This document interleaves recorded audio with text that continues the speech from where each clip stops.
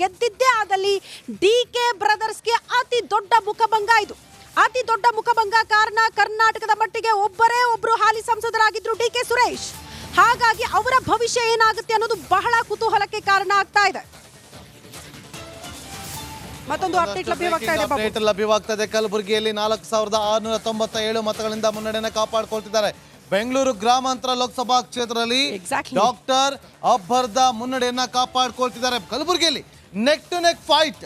ಕಲಬುರಗಿಯಲ್ಲಿ ಹೌದು, ಒಂದು ರೀತಿಯಲ್ಲಿ ಉಮೇಶ್ ಜಾಧವ್ ಬಹಳ ಪ್ರತಿಷ್ಠೆ AICC ಅಧ್ಯಕ್ಷ ಮಲ್ಲಿಕಾರ್ಜುನ ಖರ್ಗೆ ಅವರಿಗೆ 10. ಹೌದು 10 ನೋಡಿ, ಕಾಂಗ್ರೆಸ್ 10, ಬಿಜೆಪಿ 16, JDS 2. ಆದ್ರೂ ಕೂಡ ಕೋಲಾರದಲ್ಲಿ ಅಂತರ ಏಕ್ದಮ್ ಕುಸ್ತಾಗಿದೆ. ಓಕೆ, ದೇಶಾದ್ಯಂತ ಗಮನಿಸಿದ್ರೆ ಕಲಬುರಗಿಯಲ್ಲಿ 4697 ಮತಗಳಿಂದ ಮುನ್ನಡೆಯನ್ನ ಕಾಪಾಡಿಕೊಳ್ತಿದ್ದಾರೆ ಒಬ್ರು. ಮತ್ತೊಂದು ಕಡೆ ಬೆಂಗಳೂರು ಗ್ರಾಮಾಂತರದಲ್ಲಿ ಡಾಕ್ಟರ್ ಅಬ್ಬರ್ದ ಭರ್ಜರಿಯಾಗಿ ಮುನ್ನುಗ್ತಾ ಇದ್ದಾರೆ.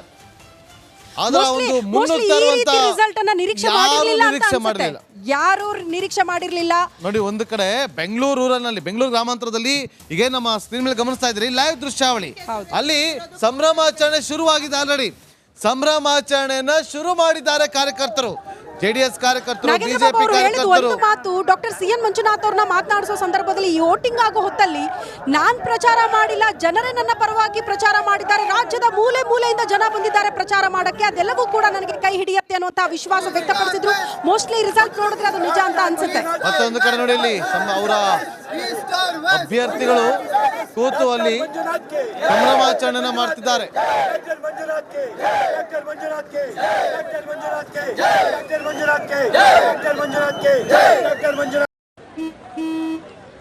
ನಡಿ, ಈಗ ಶುರು ಮಾಡೋಣ. ಕೇಸರಿಯಿಂದ ಮನೋಲ್ಲಾಸ ಮನಸ್ಸು ಮತ್ತೇರಿ ಕುಣಿದಾಡಿದೆ ನೋಡು, ಮನಸ್ಸು ಮತ್ತೇರಿ ಕುಣಿದಾಡಿದೆ ನೋಡು. ಕ್ಷಣ ಕ್ಷಣವೂ ಆಚರಿಸಿ ಕೇಸರಿ ಹಬ್ಬ. ವಿಮಲ್ ಬಾಯಲ್ಲಿ ಹೇಳಿ ಕೇಸರಿ.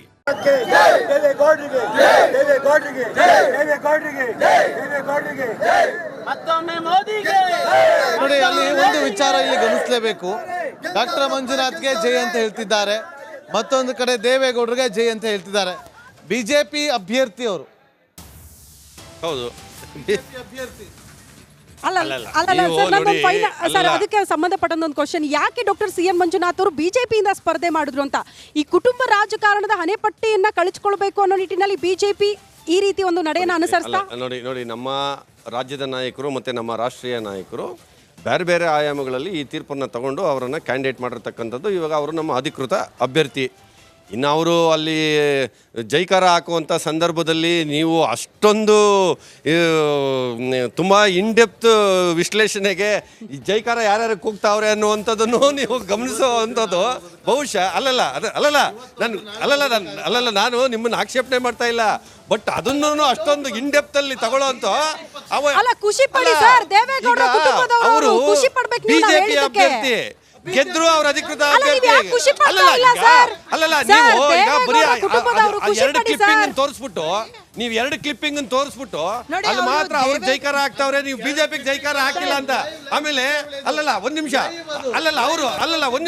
ಅವರು ಅಲ್ಲಿ ಹಾಕೊಂಡಿರ್ತಕ್ಕಂಥದ್ದು ಎರಡೂ ಶಲ್ಯಗಳನ್ನು ಹಾಕೊಂಡಿರ್ತಕ್ಕಂಥದ್ದು.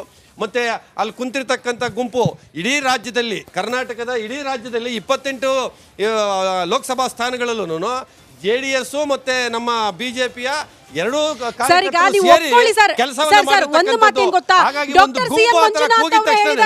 ಅದಕ್ಕೆ ನೀವು ಬೇರೆ ಬೇರೆ ಆಯಾಮಗಳಲ್ಲಿ ವಿಶ್ಲೇಷಣೆಯನ್ನು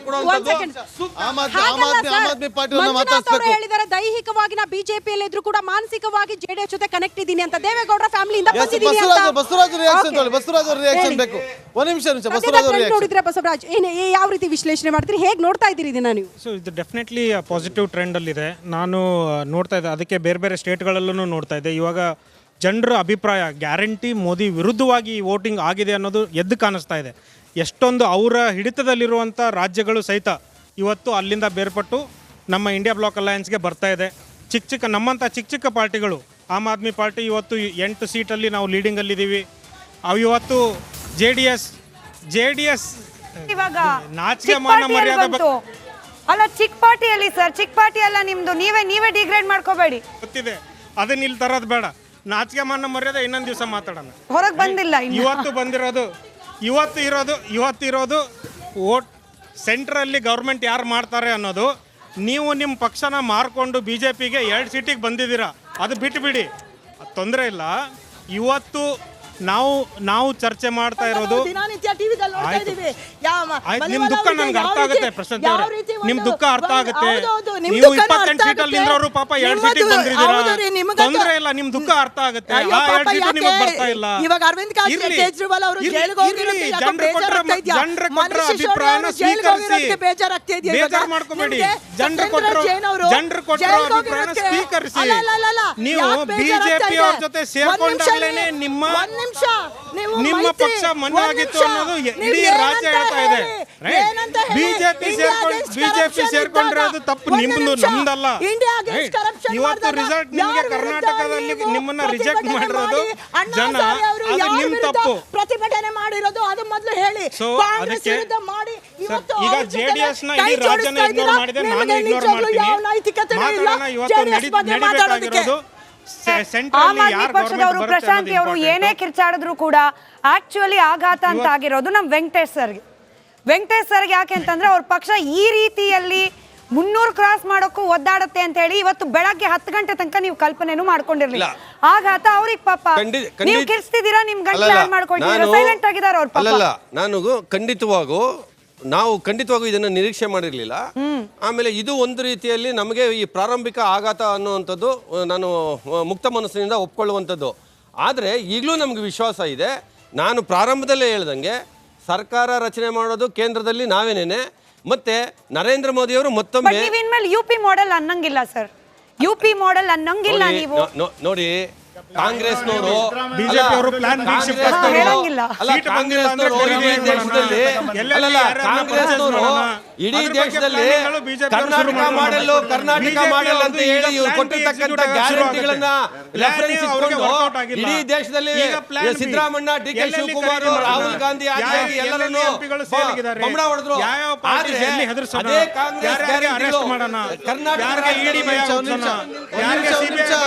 ನಿಮ್ಮ ರಾಘವೇಂದ್ರ ಅವರ ದೃಶ್ಯ ಲೈವ್ ದೃಶ್ಯಗಳು, ಲೈವ್ ದೃಶ್ಯ ಸ್ಟುಡಿಯೋ 1 ನಿಮಿಷ ಸೈಲೆನ್ಸ್ ಪ್ಲೀಸ್. ಲೈವ್ ದೃಶ್ಯ ಶಿವಮೊಗ್ಗದಲ್ಲಿ ರಾಘವೇಂದ್ರ ಅವರನ್ನ ಕಾರ್ಯಕರ್ತರು ಭುಜದ ಮೇಲೆ ಕೂರಿಸಿಕೊಂಡು ಸಂಭ್ರಮಾಚರಣೆಯನ್ನ ಮಾಡ್ತಿದ್ದಾರೆ.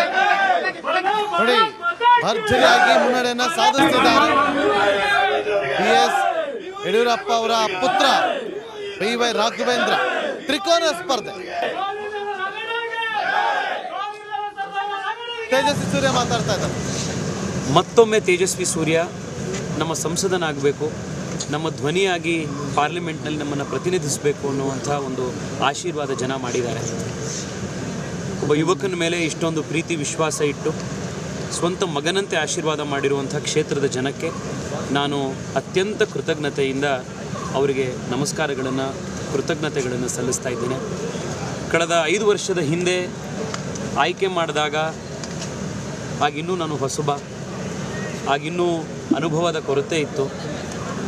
ಆಫೀಸ್ನಲ್ಲಿ ಒಂದು ಲೆಟರ್ ಹೇಗೆ ಡ್ರಾಫ್ಟ್ ಮಾಡಬೇಕು ಅನ್ನೋದರಿಂದ ಹಿಡಿದು ಪಾರ್ಲಿಮೆಂಟ್ನಲ್ಲಿ ಅಟೆಂಡೆನ್ಸ್ ರಿಜಿಸ್ಟರ್ ಎಲ್ಲಿರುತ್ತೆ ಅನ್ನೋವರೆಗೂ ಕೂಡ ಪ್ರತಿಯೊಂದನ್ನು ಕೂಡ ಸ್ವಂತ ಕಲಿತು 5 ವರ್ಷ ಅನುಭವ ಪಡ್ಕೊಂಡಿದ್ದೀವಿ. ಈ 5 ವರ್ಷ ಮೊದಲ ಅವಧಿಯ ಅನುಭವದ ಜೊತೆಗೆ, ಜನರ ಆಶೀರ್ವಾದದ ಜೊತೆಗೆ, ಹಿಂದಿನ 5 ವರ್ಷ ಮಾಡಿದಷ್ಟು ಪರಿಶ್ರಮದ 10 ಪಟ್ಟು ಪರಿಶ್ರಮ, 10 ಪಟ್ಟು ತತ್ಪರತೆಯಿಂದ ನಾನು ಕೆಲಸ ಮಾಡ್ತೇನೆ. ಬೆಂಗಳೂರಿನ ಧ್ವನಿಯಾಗಿ ಸಂಸತ್ತಿನಲ್ಲಿ ನಮ್ಮ ಕರ್ತವ್ಯವನ್ನು ನಾವೆಲ್ಲರೂ ಕೂಡ ನಿಭಾಯಿಸ್ತೇವೆ. ಇಡೀ ರಾಜ್ಯದಲ್ಲಿ ಭಾರತೀಯ ಜನತಾ ಪಾರ್ಟಿಯ ಪರವಾಗಿ ಜನ ಮತದಾನ ಮಾಡಿದ್ದಾರೆ. ಬಹಳ ಒಳ್ಳೆ ಪ್ರತಿಫಲದ ನಿರೀಕ್ಷೆ ಕರ್ನಾಟಕದ ಮತದಾರರು ಇವತ್ತು ನಿರೀಕ್ಷೆ ಹುಟ್ಟಿಸಿದ್ದಾರೆ. I am very confident of a very big victory. Sir, ನೀವು ಯುವ ಮೋರ್ಚಾ ರಾಷ್ಟ್ರೀಯ ಅಧ್ಯಕ್ಷರು ಕೂಡ ಇವಾಗ ಹೇಳಿ 300 ದಾಟ್ತಾ ಇಲ್ಲ, ಇನ್ನೂ 400 ಅಂತ ಹೇಳಿ ನಿಮ್ಮ ಟಾರ್ಗೆಟ್ ಇತ್ತು. ಸದ್ಯಕ್ಕೆ ಏನು ಅನಿಸುತ್ತೆ ನಿಮಗೆ, ಎಲ್ಲಿವರೆಗೆ ಆಗ್ಬೋದು? ಮೇಡಮ್, ಇವತ್ತು ನಿಮಗೆ ಗೊತ್ತಿದೆ, ಲೋಕಸಭಾ ಚುನಾವಣೆಯ ಕೌಂಟಿಂಗ್ನಲ್ಲಿ 15ರಿಂದ 20 ರೌಂಡ್ಗಳಿರುತ್ತೆ.